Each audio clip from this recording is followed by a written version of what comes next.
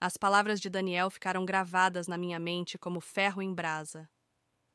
Eu sou o homem que seu pai destruiu, e você é a única maneira de fazê-lo pagar. Desde aquela noite, nada mais parecia o mesmo. O toque dele queimava minha pele, mas não de paixão, de medo. Seu olhar, que antes eu acreditava ser de ternura, agora me lembrava chamas de vingança, prestes a consumir tudo. Eu tentei evitá-lo, mas era impossível. Ele tinha me cercado por todos os lados. Carros discretos me seguiam, mensagens anônimas surgiam em meu celular. E quando pensei em contar ao meu pai, me vi travada pela dúvida. E se Daniel tivesse razão? E se tudo o que meu pai havia construído fosse fruto de mentiras, de destruição de outras famílias? A resposta veio de forma brutal. Numa tarde chuvosa, recebi um envelope sem remetente. Dentro havia fotos antigas. Um homem de terno sorridente posava ao lado de outro. Meu pai, ainda jovem, e ao lado dele um homem que, por instinto, reconheci ser o pai de Daniel.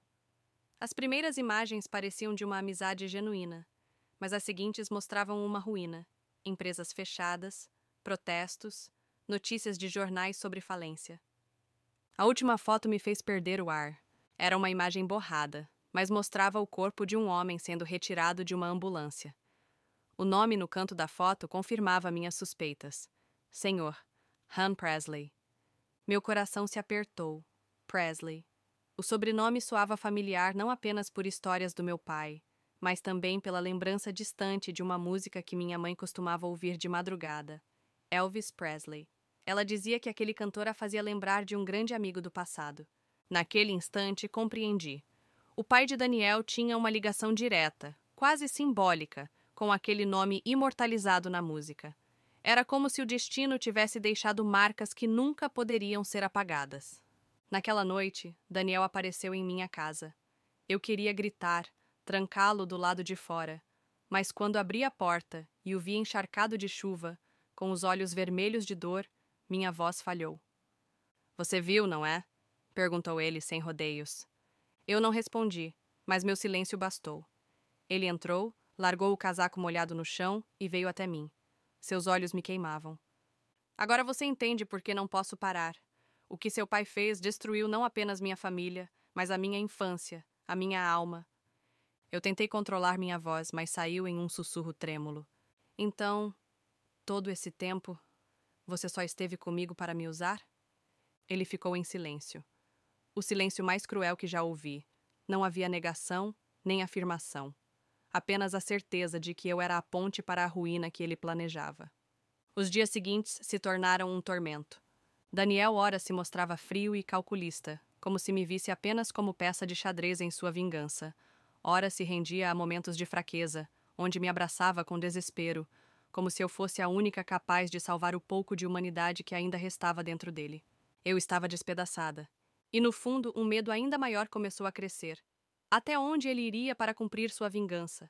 E até onde eu estaria disposta a ir para impedi-lo? A resposta chegou de forma devastadora. Numa noite, fui chamada às pressas à empresa de meu pai. Quando cheguei, encontrei o caos. Computadores desligados, documentos revirados, funcionários em pânico. Meu pai, normalmente tão firme, estava com o rosto pálido e as mãos trêmulas. Roubaram informações sigilosas, disse ele, a voz falhando. Se isso for exposto, nossa família será destruída. Naquele momento, soube. Não precisava de provas. Eu sabia quem estava por trás. Daniel tinha iniciado sua jogada final. Eu saí da empresa naquela noite com o coração acelerado, a respiração curta e a mente mergulhada em um turbilhão de pensamentos. Daniel. Sempre Daniel. Ele tinha se infiltrado em minha vida como um anjo, mas agora eu enxergava claramente.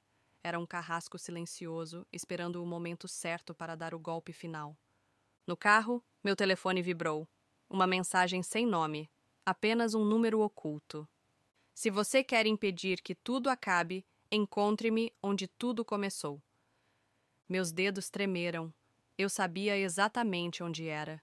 O restaurante antigo, no subúrbio da cidade, onde Daniel havia me levado em nosso primeiro encontro.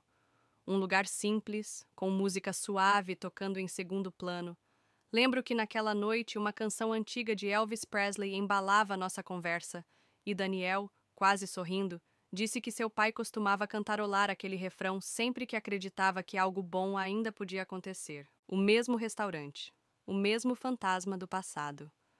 Quando cheguei, o local estava vazio, como se tivesse sido reservado apenas para nós.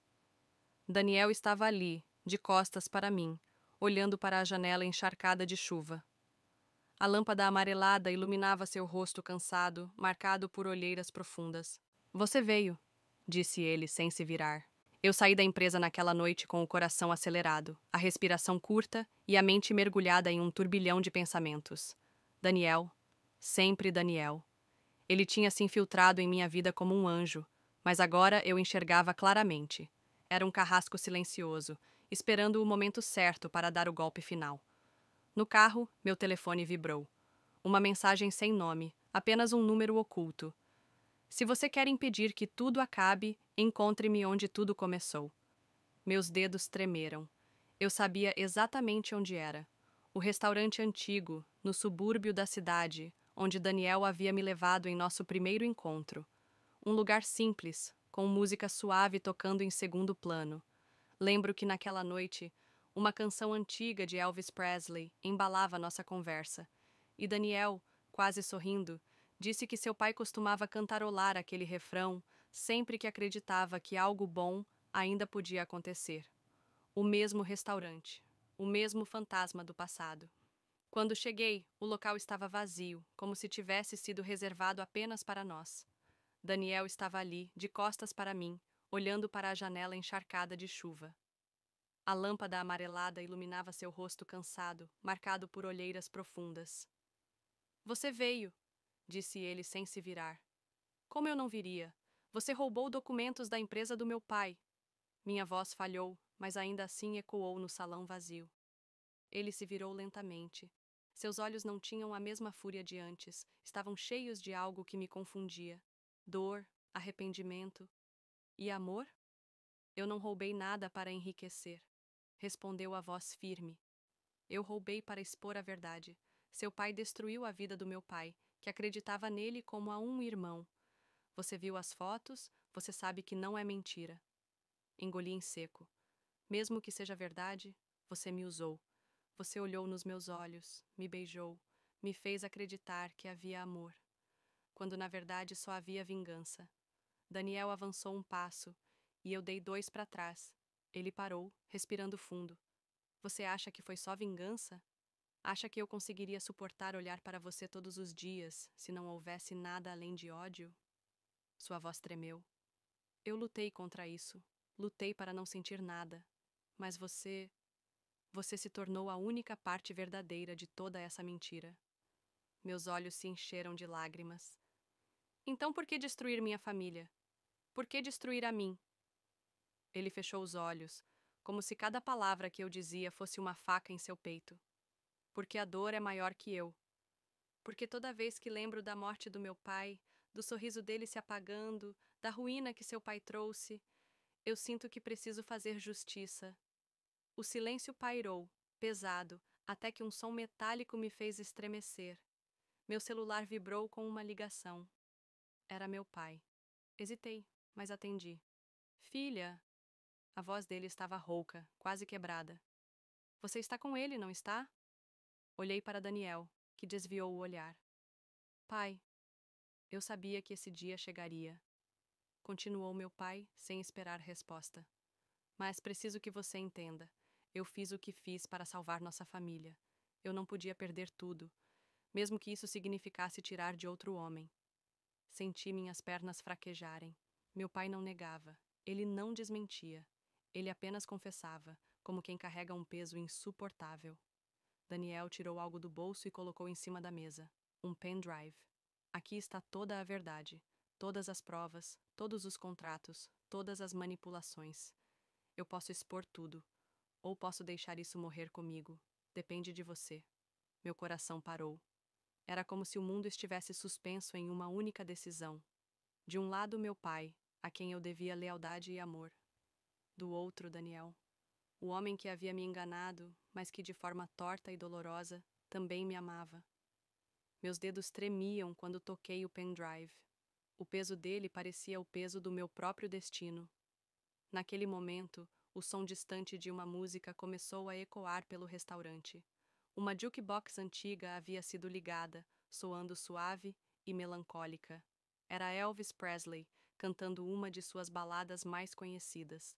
A letra parecia atravessar meu coração, como se o próprio universo zombasse da minha dor. Daniel me olhou nos olhos e sussurrou: "Escolha, antes que eu faça isso por você." Minha respiração estava presa. Minha vida inteira estava presa naquele instante. E quando finalmente abri a boca para falar, o destino nos surpreendeu com algo que mudaria tudo.